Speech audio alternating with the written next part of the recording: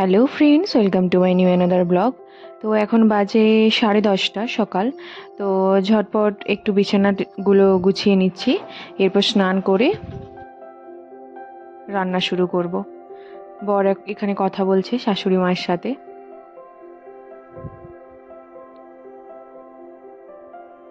এদিকে আমি মশলাগুলো বেটে রেখেছি। এটা হচ্ছে জিরে, সর্ষে পোস্ত বাটা রয়েছে, আর এটা হচ্ছে আদা বাটা। তো আজকে এটা বাটার কারণ হচ্ছে আলু, গাজর আর ডাঁটা দিয়ে মাছের ঝোল করব, আর উচ্ছে ভাজা ভাত। এটাই দুপুরের জন্য আজ রান্না হবে।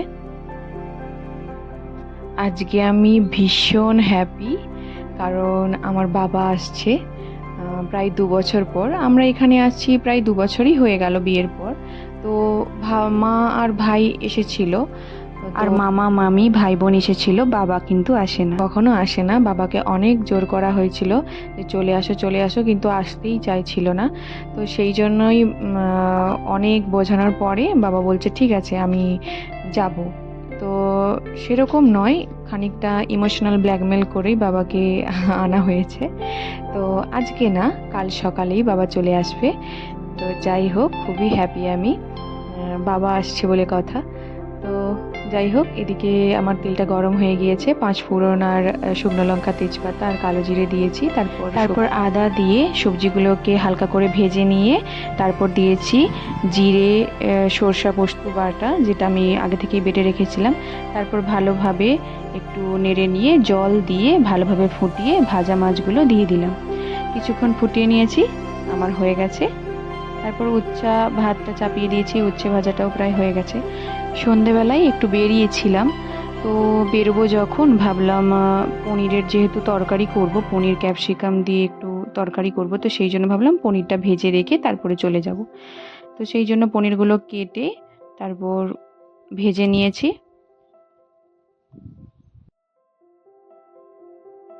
আর হ্যাঁ, আটাও আমি মাখিয়ে রেখে গিয়েছিলাম। তো এসে রুটিটা করব, তারপর তরকারি করব।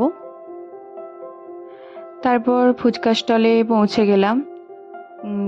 বর বলল যে দই ফুচকা খাবে, তো দুজনেই নিয়ে নিয়েছিলাম দই ফুচকার প্লেট 2 প্লেট। তো ওখান থেকে ফুচকা খেয়ে খেয়ে তারপর একটু মলে যাব। তো মল থেকে নিয়েছিলাম টুকটাক কিছু জিনিস নেওয়া ছিল, তো সেগুলোই নিয়েছি। তারপর নেওয়া হয়ে গেলে বাড়ি যাব। নেওয়া হয়ে গেছে, বাড়ি চলে এলাম। তারপর বাকি রান্নাগুলো সেরে নিলাম। তো আমি যেহেতু বলেইছিলাম পনির ক্যাপসিকাম দিয়ে একটা সবজি করব, তো সেই জন্য ক্যাপসিকামগুলো আগে ভেজে নিয়েছি। তারপর কড়াইতে গরম তেল দিয়েছি। তেলটা গরম হয়ে গেলে একটু হিং, শুকনো লঙ্কা, তেজপাতা, গরম মশলা দিয়েছি।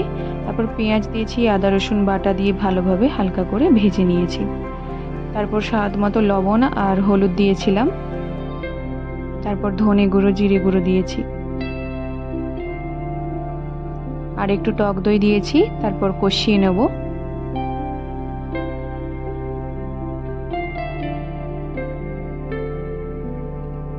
তারপর দিয়েছি বেটে রাখা পোস্ত আর কাজু বাটা।